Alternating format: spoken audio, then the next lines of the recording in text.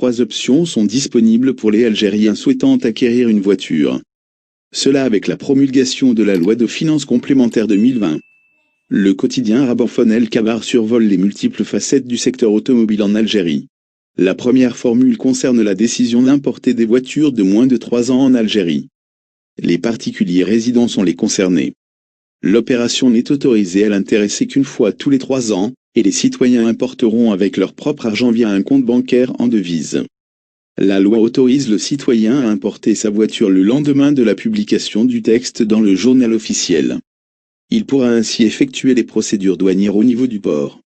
Ceci en payant tous les droits et taxes qui s'élèvent à 34% du prix de la voiture importée. C'est le taux que stipule le Code général des impôts. Cependant, le gouvernement a adopté un dernier paragraphe inhibiteur. Il exige une décision interministérielle précisant les modalités de la mise en œuvre. C'est ce qui a empêché les citoyens d'importer directement ce type de voiture. Importation des véhicules neufs en Algérie vient ensuite la deuxième formule.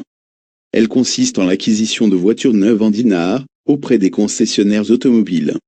Le gouvernement actuel tente par là de revenir aux procédures antérieures auxquelles le citoyen est habitué. Néanmoins, un inconvénient apparaît ici notamment. On parle à ce stade d'une formule qui soulève plus d'une interrogation. Peut-être que la principale d'entre elles est de se demander, quand la procédure prendra-t-elle effet? La réponse conduit malheureusement à plusieurs sous-questions. Voici quelques-unes d'elles.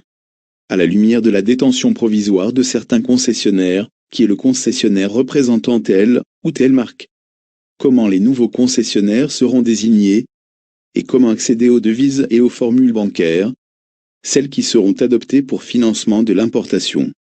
Le prix avec toutes les taxes préoccupe aussi, concessionnaires et clients, tandis que les délais d'attente ne manquent pas à leur tour d'être source d'interrogation. Les usines algériennes de montage automobile. La troisième formule est relative au maintien du montage automobile. Lui, qui était le seul fournisseur du marché de voitures en Algérie. Ses propriétaires sont tout de même dépouillés de tous les avantages accordés à eux. Ces privilèges se traduisent par un régime préférentiel qui n'ont pas porté leurs fruits. Pareille évolution est susceptible de diminuer la demande sur ce type de véhicule. La raison serait la hausse des prix attendus d'émerger. Elle surviendra comme conséquence de la compétition farouche.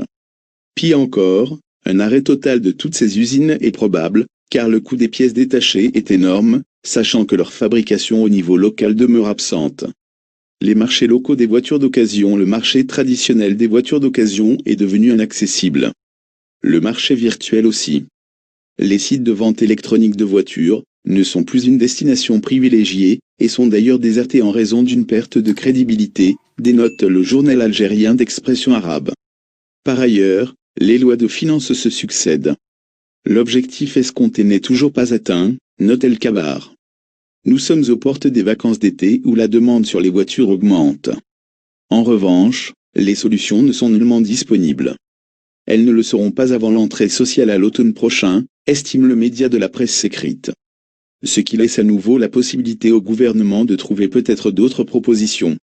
Celles-ci seront incluses dans le projet de loi de finances 2021. N'oubliez pas de vous abonner à notre chaîne Flash News DZ pour recevoir des notifications lors des sorties de nos vidéos.